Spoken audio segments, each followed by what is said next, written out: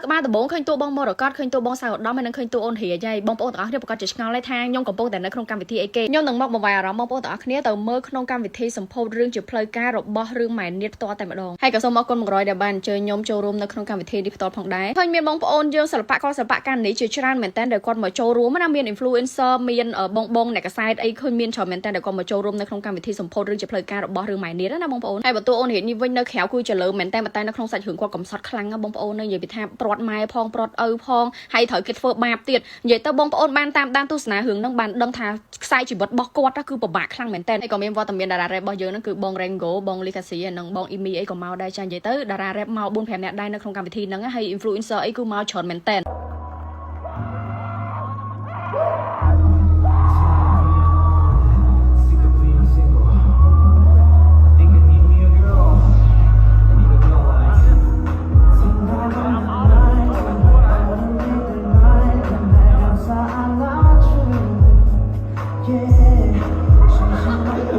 ក្នុងរឿងហ្នឹងគឺផលិតករគាត់សម្រិតសម្រាំងខ្លាំងណាស់បងប្អូនចាហើយគាត់មិនមែនចេះតែធ្វើឲ្យរត់ពីដៃហើយយកមកចាក់ឲ្យបងប្អូនមើលនិយាយទៅគាត់យកចិត្តបងប្អូនហ្នឹងយកមកដាក់ចិត្តគាត់ព្រោះដោយសារតើរឿងមួយនេះខ្ញុំហ៊ាននិយាយថាឲ្យខ្ញុំអត់ហ៊ាននិយាយថាឲ្យ10 លើ 10ទេឥឡូវខ្ញុំថាឲ្យ9 លើ 10ចុះចាក់ស្ដាយបងប្អូនទៅមើលទៅខ្ញុំហ៊ាននិយាយថាគឺអត់ខកបំណងទេសាច់រឿងគឺប្លែកអត់ដូចរឿងនាងនាថពីមុនណាហើយណាបងប្អូននិយាយពីថាសាច់រឿងមានគ្រប់រសជាតិនៅក្នុងរឿងហ្នឹងតែម្ដងមានតាំងពីសោចមានតាំងពីយំមានតាំងពីកំ pl ាយមានតាំងពីកំសត់មានតាំងពីរន្ធត់ហើយនិយាយពីថា effect គាត់ដែលដាក់ហ្នឹងនិយាយទៅខ្ញុំហ៊ានឲ្យ10 លើ 10ហ្មងរឿងហ្នឹងគឺល្អមើលខ្លាំងមែនតើបងប្អូនព្រោះដោយសារតែខ្ញុំមើលហើយគ្រប់រសជាតិហ្នឹងមកន័យថាអារម្មណ៍គឺច្រើនចូលគ្នាមែនតើណាបងប្អូនចាកំ pl ាញក៏កំ pl ាញសោចក៏សោចបន្ទាប់ពីសោចហើយគឺយំបងប្អូនព្រោះដោយសារតែរឿងនេះគឺកំសត់មែនតើអ្វីដែលខ្ញុំចាប់អារម្មណ៍ជាងគេនោះគឺបងប្អូនធ្លាប់តែឃើញបងសៅឧត្តមគាត់ច្រៀងឲ្យត្រូវអត់ប៉ុន្តែនៅក្នុងរឿងនេះគាត់មកសម្ដែងជាតួលោកនៅក្នុងរឿងហ្នឹងតែម្ដងជាតួហ្មងណាបងប្អូនចាអញ្ចឹងបងប្អូននឹងដឹងហើយបងប្អូននឹងមានអារម្មណ៍របៀបថារឿងប្លែកចំពោះនៅសាច់រឿងហ្នឹងមែនតើអ្វីដែលធ្វើឲ្យខ្ញុំចាប់អារម្មណ៍ទៅទៀតនោះគឺបងរយដែលគាត់គឺជាផលិតករអ្នកដែលផលិតនៅក្នុងរឿងហ្នឹងគឺគាត់បានបញ្ជាក់ច្បាស់ថារឿងរបស់នាងនាថគឺជារឿងរបស់ខ្មែរកើតនៅក្នុងទឹកដីបាត់ដំបងមិនមែនជារឿងរបស់ថៃទេហើយនាងនាថគឺជារបស់មនុស្សជាតិ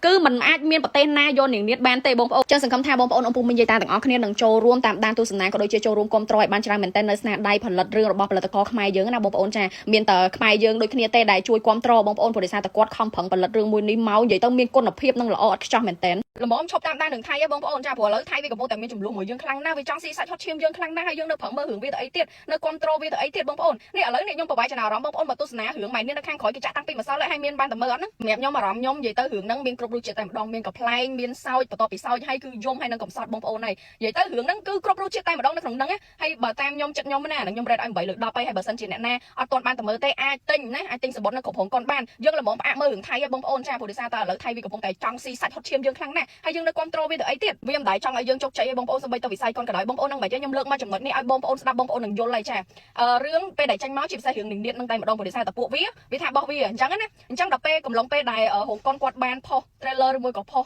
poster ចេញទៅក្រៅអញ្ចឹងទៅពួកវានាំគ្នាបង្កើត account fake ឬមួយក៏ account ដែលអត់មានមនុស្សលេងតែស្ទើរ account ថៃទាំងអស់ពួកវាចូលទៅ rate រឿងម៉ែនាថហ្នឹង2 លើ 10 1 លើ 10 3 លើ 10និយាយទៅវា rate ធ្វើមិនឲ្យបងប្អូនយើងអ្នកចូលមើល rate ហ្នឹងពេលដែលឃើញ rate តិចអញ្ចឹងទៅគឺអត់ចូលមើលបងប្អូនឃើញឯងគ្រាន់តែចំណុចប៉ុណ្្នឹងក៏វាចង់ធ្វើបាបខ្មែរដែរណាព្រោះដោយសារតែវាថារឿងនាងនាថហ្នឹងគឺជារឿងរបស់វាអញ្ចឹងពេលដែលខ្មែរយើងយកទៅផលិតអញ្ចឹងទៅពួកវាអត់របៀបថាអត់សុខចិត្តទេពួកវាអត់មានជួយគ្រប់គ្រងយើងទេវាមានតែចាំបំបាក់យើងអញ្ចឹងបងប្អូនមើលតាមហ្នឹងទៅចាហើយបើឃើញអ្នក rate 2 លើ 10 1 លើ 10ឬមួយក៏3 លើ 10ហ្នឹងកុំជឿពេកព្រោះដោយសារតែពួក account ថៃទេបងប្អូនវាមិនដែលចង់ឲ្យយើងរបៀបថាជោគជ័យទេចាហើយណាមួយវាឃើញរឿងហ្នឹងយើងធ្វើទីវាថាយើងហ្នឹងយករឿងរបស់វាយកមកធ្វើក្នុងពោបងប្អូនណាល្មមផ្អាកអីគេធ្វើប៉ុណ្ណឹងដាក់ប៉ុណ្ណឹងល្មមមកចេះឈឺហើយកុនខ្មែរយើងយកតែចាក់នៅស្រុកវាអត់មើលទេចាហើយហេតុអីក៏កុនវាយកមកចាក់នៅស្រុកយើងមិនបានពួកយើងនាំគ្នាចូលរួមគ្រប់គ្រងម៉េះបងប្អូនកុំតន់អាមើលរ៉េតនៅក្នុង comment ណាបងប្អូនទៅមើលសិនចាទៅមើលសិនហើយចាំមករ៉េតតាមក្រោយព្រោះដោយសារតែរ៉េត2 លើ 10 1 លើ 10 5 លើ 10ហ្នឹងអាហ្នឹងសិតតែពួក account ខ្មោចទេសិតតែពួកអាថៃវាចូល comment ទេដើម្បីអត់ឲ្យយើងទៅមើលដើម្បីឲ្យវិស័យកុននៅស្រុកខ្មែរយើងធ្លាក់ចុះបងប្អូនយល់ទេហើយឥឡូវហ្នឹងវាកំពុងតែដាក់រឿ